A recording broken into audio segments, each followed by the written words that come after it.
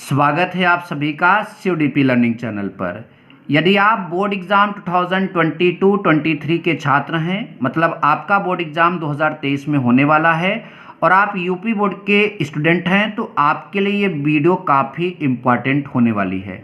चाहे आप class 12th की पढ़ाई कर रहे हो, चाहे आप क्लास 10th की पढ़ाई कर रहे हो, दोनों मतलब की क्लासों में हिंदी विषय से निबंध लिखने के लिए आता है। क्लास 12th में जो है आपका 9 नंबर का निबंध लिखने के लिए आता है और क्लास 10th में 6 नंबर का आता है। तो एक सबसे इम्पॉर्टेंट निबंध यहाँ पर आप सभी को हम आज बताने जा रहे हैं, जिसका शीर्षक है, जो टॉपिक है, अनुशासन की समस्या। इस टॉपिक पर निबंध अगर आ गया तो आप इस टॉपिक पर निबंध कैसे लिखेंगे, ये हम यहाँ आपको बताने जा रहे हैं। यदि इसके अलावा भी किसी और टॉपिक पर आपको निबंध चाहिए तो कमेंट करिएगा वीडियो में, उस पर भी वीडियो बनाई जाएगी। देखिए, मैंने यहाँ भले रंगीन पेन का इस्तेमाल किया है, आपको वहाँ ऐसे किसी भी पेन का इस्तेमाल नहीं करना है। हेडिंग काली पेन से, ये भी आप काली पेन से डाल सकते हैं, बाकी सारा चीज़ नीली पेन से। ये बात बिल्कुल बिल्कुल ध्यान में रखिएगा, ठीक। तो हम हेडिंग डालते हैं अनुशासन की समस्या। सबसे पहले हम लिखेंगे प्रस्तावना, ठीक, प्रस्तावना। अब अनुशासन की समस्या में हमारी प्रस्तावना क्या होने वाली है? राष्ट्र का निर्माण चट्टानों तथा वृक्षों से नहीं, वरन उसके नागरिकों के चरित्र से होता है। जी हाँ बच्चों, आप सबको पता है किसी भी राष्ट्र का निर्माण वहाँ के चट्टान और वृक्ष से नहीं होगा, बल्कि वहाँ के नागरिकों का जो चरित्र है उसके जरिए होता है। आगे लिखा है, यह कथन पूर्णतः सत्य है, जो दिया गया भी कथन है। अनुशासित नागरिक जो है वही देश की उन्नति के पथ, देश को जो है उन्नति के पथ पर अग्रसर करते हैं। इतिहास इस बात का साक्षी है कि किसी भी देश के नागरिकों की अनुशासनहीनता उस देश के पतन का कारण बन जाती है। तो देखिए कितना सरल है लिखना कि राष्ट्र का निर्माण चट्टानों तथा वृक्षों से नहीं, वरन उसके नागरिकों के चरित्र से होता है। यह कथन पूर्णतः सत्य है। अनुशासित नागरिक ही देश की उन्नति के पथ पर अग्रसर करते हैं और इतिहास इस बात का साक्षी है कि किसी भी देश के नागरिकों की अनुशासनहीनता उस देश के पतन का कारण बन जाती है। इसके बाद इस प्रकार सामान्य व्यक्ति से लेकर राष्ट्र और संपूर्ण समाज का विकास अनुशासन के द्वारा ही संभव है। तो ये जो है आपका प्रस्तावना हो गया। चाहे तो आप इतने का स्क्रीनशॉट ले लीजिए, फिर मैं नेक्स्ट हेडिंग पर आता हूं, उसका भी स्क्रीनशॉट जरूर लीजिएगा, ठीक। अब हम यहाँ पर आ जा रहे हैं, अनुशासन की आवश्यकता क्यों पड़ती है हमारे जीवन में, अनुशासन की आवश्यकता।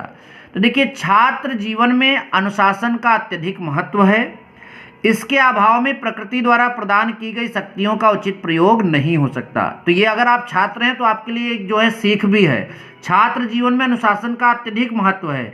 इसके अभाव में प्रकृति द्वारा प्रदान की गई शक्तियों का उचित प्रयोग नहीं हो सकता। ये बात ध्यान दीजिए।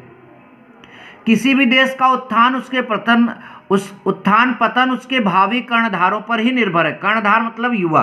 तो किसी भी देश का उत्थान जो है उसके भावी कर्णधारों पर ही निर्भर है। अनुशासित छात्र ही संचरित तथा वचन एवं कर्म से शुद्ध होते हैं। जो अनुशासित छात्र होते हैं वही संचरित और वचन कर्म से जो है शुद्ध होते हैं। ये बात ध्यान दीजिए।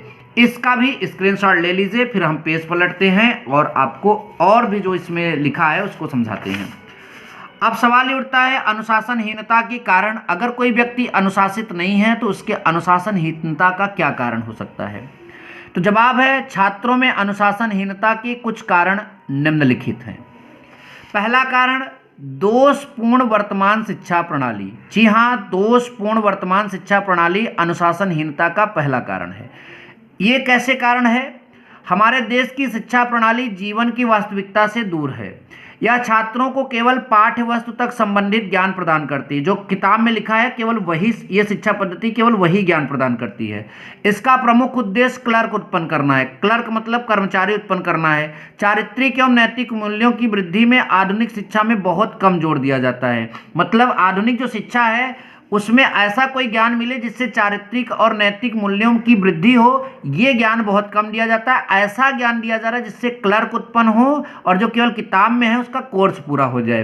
तो ये दोषपूर्ण शिक्षा प्रणाली जो है अनुशासनहीनता का एक बहुत प्रमुख कारण माना जाता है। दूसरा प्रमुख कारण की अगर हम बात करें तो यहाँ पर हेडिंग है शिक्षकों का पतन। ठीक, तो इस हेडिंग को डालने के बाद एक कोटेशन लिखेंगे हम यहाँ पर, एक लाइन 2 लाइन की, बलिहारी गुरु आपने गोविंद दियो बताए। इसे आप काली पेन से लिख दीजिएगा, फिर नीचे आप इसकी व्याख्या करिए कि इस युक्ति में, जो यहाँ पर है, कि इस युक्ति में उच्च स्थान पाने वाले शिक्षकों ने आज दुनिया में अपनी गरिमा खो दी है। आधुनिक छात्र भी शिक्षकों की अवहेलना की दृष्टि से देखते हैं। जो आजकल के छात्र हैं वो शिक्षकों को किस दृष्टि से देखते हैं? अवहेलना की दृष्टि से देखते हैं। तो ये हो गया अनुशासनहीनता के कारण, 2 कारण थे मैंने लिखवा दिए। ठीक है, आप इसका स्क्रीनशॉट ले लीजिएगा, अच्छे से लिखिएगा। अब बात करेंगे आपका समाधान के लिए सुझाव। भाई अगर ये समस्या है, ये कारण है, तो इसका कुछ सुझाव भी होना चाहिए।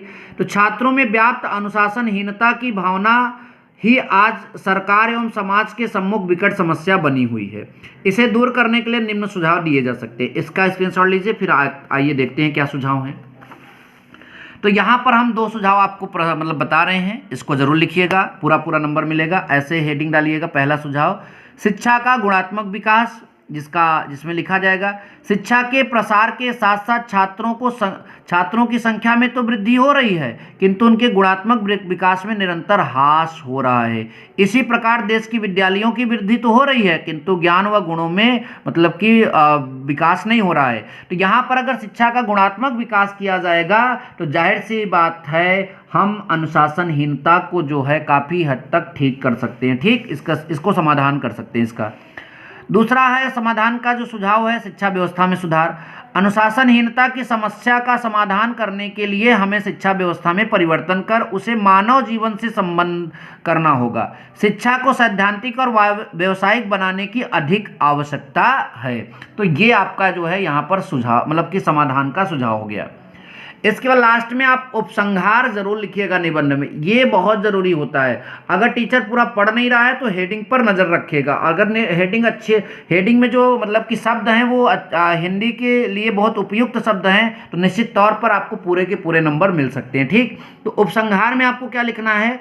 उपर्युक्त विवेचना से यह स्पष्ट है कि यदि इन उपायों को क्रियान्वित करते हुए शिक्षा व्यवस्था में सुधार किया जाए, जो यहाँ पर दिया गया है, इनमें मतलब इन उपायों को क्रियान्वित करते हुए शिक्षा व्यवस्था में सुधार किया जाए तो छात्रों में व्याप्त अनुशासनहीनता समाप्त हो सकेगी।